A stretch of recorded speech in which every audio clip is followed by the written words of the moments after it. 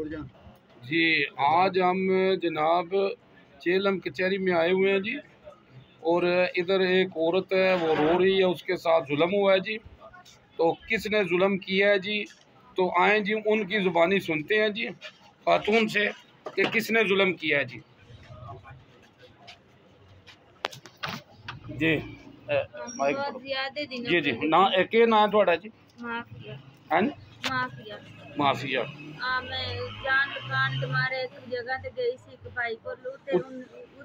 नहीं किने किने मारिया तुहानू के ना होंदा जिन्हें मारिया तुहानू मेरे घर वाले ने मारिया के ना होंदा गुलबार गुलबार किथे दा रहने वाला है इत्थे जेलम परा ते टोनपुर दा रहने वाला है जी। ते क्यों मारदा है तुहानू हर वक्त मंगन पिन्नन भी भेजदा है ते मारदा भी अच्छा क्या आदा मांग के लियो आहो ते मारदा भी है जी। तो पिछां में मंगन धक्के खांदी फिरदी रहंदी हर वक्त ते घर विच ही बहन में जोगी जगह नहीं लब्बन दिंदा हर वेले लड़ी जांदा मारी कुट्टी जांदा जी जी ते किन्ने बच्चे ने तुहाडे 7 बच्चे ने तुहाडे ते ओ तुहानू मारदा है ते के कहंदा है पैसे कमा के लियाओ एक दिन पैसे नहीं कमा के लियांदी बच्चे लत्त ते सट लगी सी ते एक दिन पैसे नहीं कमा के आंदे ते आंदा जाना भी नहीं कैद कर रखिया सी अच्छा कदे मार कुट के ते आंदे तू जाना भी नहीं मुड़ के तेन मैं मारना गंजा करना तेरे बाल ला लेने ने अच्छा ते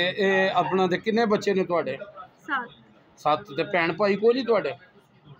मेरे भाई उदे नाल रलिया है ना। अच्छा भाई भी तुहाडे उदे नाल रलिया जी मेरे भाई उदे नाल एक छोटा है ना क़यामत दी निशानी है जी नी गल सुनन ते किन्ने बच्चे ने तुहाडे 7 बच्चे ने जी जी मेरी मां ने दूजी शादी की है ना जी जी ते हुण तुसी के कहना चाहते हो ते मैं तो नहीं जान लगी मैंने तो अपनी जान दा खतरा है बस जी जी आहो मैं तो जिंदगी बचाने वास्ते जी जी जी अपना खातून कह रही है कि मनु मारिया भी जा रहा है ते मेरे ते जुल्म भी किया जा रहा है ते मनु कह रहे ने मंगो मांग के ले आओ ते जनाब इहदे कह रहे ने कि मेरे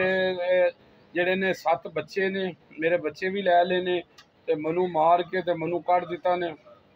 है जी। ते मेरी जेड़ा ना है जी किरे भी सुनाई नहीं है, मैं सारे पासे गई है मेरी किरे भी सुनाई नहीं है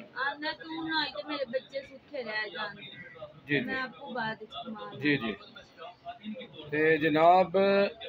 इहदे नाल तावन किया जाए जी ते इंसानी हमदर्दी है जी कि जनाब इन्हां नाल जितना हो सके इन्हां नाल तावन किया जाए। UG News Azizullah Bhat Jhelum.